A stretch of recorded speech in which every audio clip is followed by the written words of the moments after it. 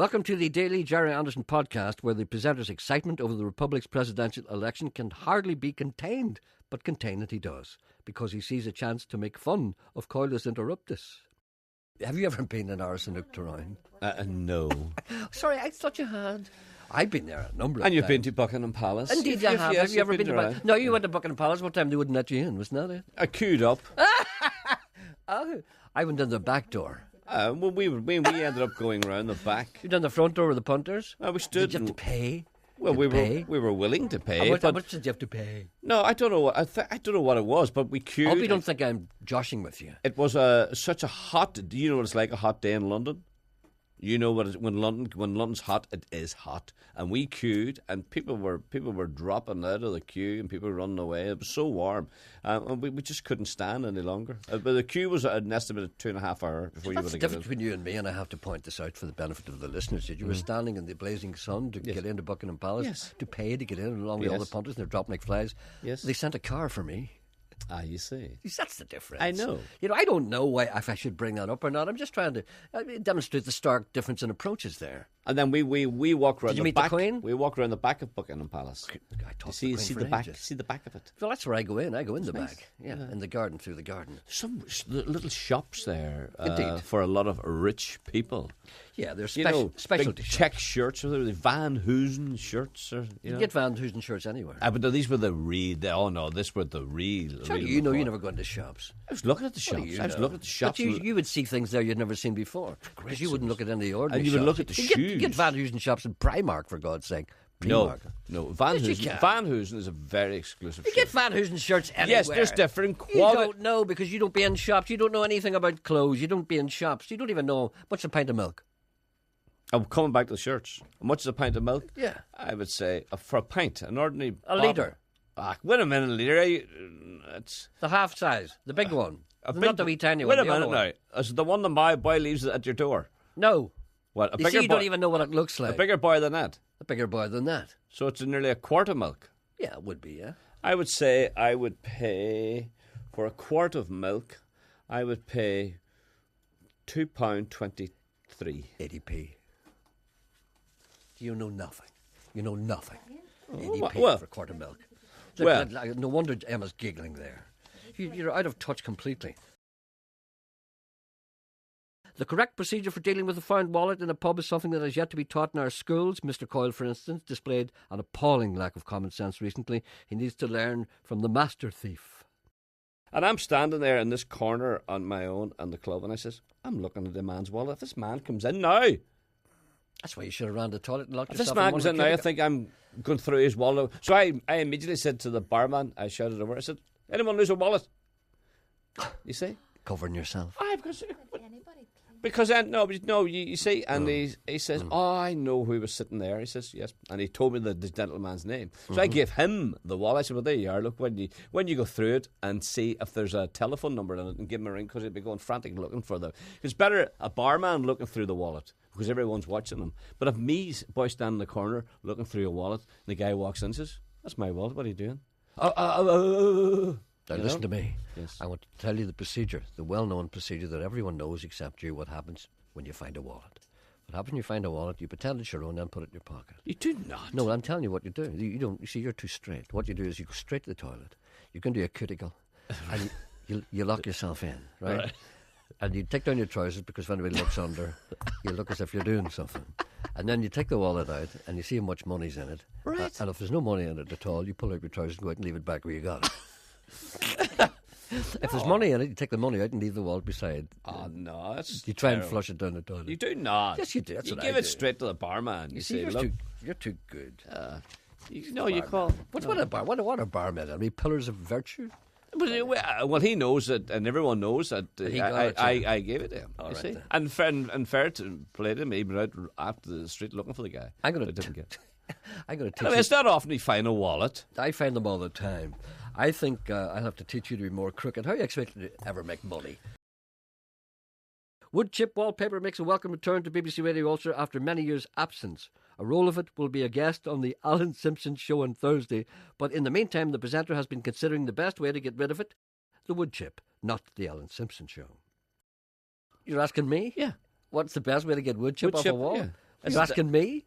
Why would I know? The steamer, buy a steamer? Buy a steamer. Yeah, right. Is that the best? Yeah, I think so. That might keep her quiet. Does that keep her quiet if you ask her to buy a steamer? What is a steamer? A boat? What is it? A steamer? What is a steamer? A steamer, I use one. Like a steamer? Did you ever... You never used a steamer? I don't know what a steamer is. It's a terrible experience, so it is. What is it? It's you take for removing wallpaper. Oh, stop. Yeah, I know what you have to do. What? You have to take practically all your clothes off, just your football shorts. Keep your football shorts on. Keep your football shorts on? That means you have them on already? No, but you would change. You know where normally a man would have his overalls on. No, I wouldn't have my overalls on. No, neither would I. But there's certain men who can't do anything unless they put on. The boy with the power wash. The guy with the power wash. He goes out to do his drive. He has to put on his overalls and his water boots and his gloves. Some of them even wear goggles. I think you mean Wellingtons when you say water boots. Right. Just translating. Wellies. Yeah, I'm just translating for the benefit of the people who don't know what a water boot is. All right, then. Right, you know that guy. Well, it's that same guy, if he was doing a bit of painting. He'd have his football shorts on. He would have on his overalls. Or else he would have painting trousers. Some men have painting trousers and a painting shirt. Well, you know what they say about the Painters Radio.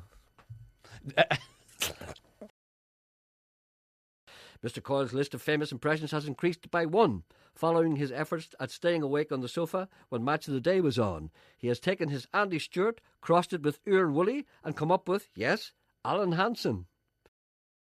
Yeah, I'll tell you what. It always starts with, I'll tell you what. Yeah, I tell you what, if you ask me, I mean, Gary Lineker's just asked him a question. What do you think? What will United do? What will Sir Alex Ferguson do now with the players? Alan, I'll tell you what. If you ask me, I'll tell you what. And it's on. I'll tell you what. I'll tell you what they need now. They need passion, they need commitment, they need determination. Above all, I'll tell you what. If you ask me, above all, I'll tell you what they need now. They need to play for the jersey. Those guys got to go out and play for the jersey. I'll tell you what, if you ask me, that's what I'd say. If you ask me, I'll tell you what. Yeah. You mentioned the onion bag at all? Yeah, he didn't mention the onion, but you got to play for the jersey. You know what I mean? When we were playing, Gary, hey, come on. Hey, when we were playing, it's passion. Where's the commitment? There's no commitment. Look at the track and back. I mean, hey, come on. Hey, he asked me. I know what I mean, I'll tell you why. The presenter's talents are many, whilst his rewards are few. All he asks is that he is remembered as someone who brought a little happiness to the people of Ulster. And if he's ever discovered stealing microphones by the BBC, he has another skill to fall back on. I remember sitting one night, it was a Friday night, I remember it well, and I had no money, you see. I remember saying to myself, God, I'd love to go out for a wee pint tonight. Uh-huh. Not that I ever drank pints. No, I know what you're saying. It's a figure of speech. I'd love to go just sit in a bar and just have a couple of vodkas of my own, look at the TV and smoke about 8 cigarettes. Just on your own. Don't want to talk to nobody. I said, I'd like to do that, and I can't do that because I've no money. Mm-hmm. And the phone rang. Yes. The phone rang. I went, hello, I said, taxis? I went, yes. Pick up mechanical 14 and where are you going to? There, across the border, bridge, across the border. I says, I'll be there in 5 minutes, sir. I get into the car. I drove, I picked them up, brought them down across the border. Give me a £5. That's breaking the law. At that time? No, you have to put that £5 in. Put that towards your charity fund. And do you know what I did then? I broke the law again. What I did was I went to the nearest bar and I sat outside. I parked the car outside and I had about 3 or 4 vodkas and then I drove home. I hope you drinking and driving then. Yes. I hope a policeman arrives here at Radio Foyle. I hope you can still be charged with that. This is 20 years ago. Well, you admitted it. I hope you're. What is this, retrospective justice? I would love you to be fined, or else get a month in jail. He was jailed retrospectively. I want to see you in jail. When the presenter is eventually released from prison, the experience will only make him stronger and will be another backstory for the inevitable X Factor appearance. Mr. Coyle is at work on it already. I noticed that when the family backstage, there must be at least one member of the extended Overweight. family. No, but must cry. Yeah, but at And least one of them emotional. must be really seriously overweight. I looked at it once. What's going on here? What's this? They're all crying. A crying competition? It's the emotion. But you see, but you also must have a backstory, which means that something horrible must have happened to you that you haven't really got over yet.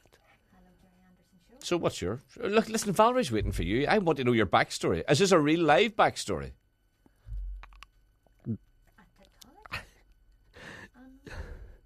I can't talk about it. Well, talk to Valerie. Oh, the only thing that makes me happy is to We've sing. got calls waiting for you here. The only thing that makes me able to carry on is my voice. Brian. See, I will survive! I will survive! See, when I sing, I feel better. It's raining men! I remember seeing the show one night, and one of the judges started to cry. Yeah. This girl. I don't know who she was. Cheryl now. Cole. She always cries. Was it her? Yeah. Are you sure? Possibly. Well, I'll tell you the story. She and you- invented crying. And you tell That me was who it was. Dana. Dana cried first. And this girl was on, and she was singing. And, Yeah. and then this judge said, she says, "You remind me of my mum." That was That was my mum. Backstory. If only my mum could Dead mother. sing. You're maybe my dead mother. Backstory, you What's say? that about? Well, unfinished business, you know. There's a girl. You remind me of my mum. It was Teresa, Jerry says, or Emma says. What? Talisa. Tulisa. Tulisa. Oh, you mean Tulisa. recently? I don't know. You remind me of my mum. I'm raining man. As she said, she used to hear her mum out the kitchen. Mum were out making dinner, and mum would sing along with the radio, and I would cry. And she wanted her mum just to have one chance of being a singer. But you never got it. No. But this girl was her mum. You're my mum up there. Yeah, what, 15 was she? No, she was 42 or something like that. And but this what made the story. This is why she cried. She says, "You mean you're 42, Same age as my mum. and you're getting the chance that mum never had."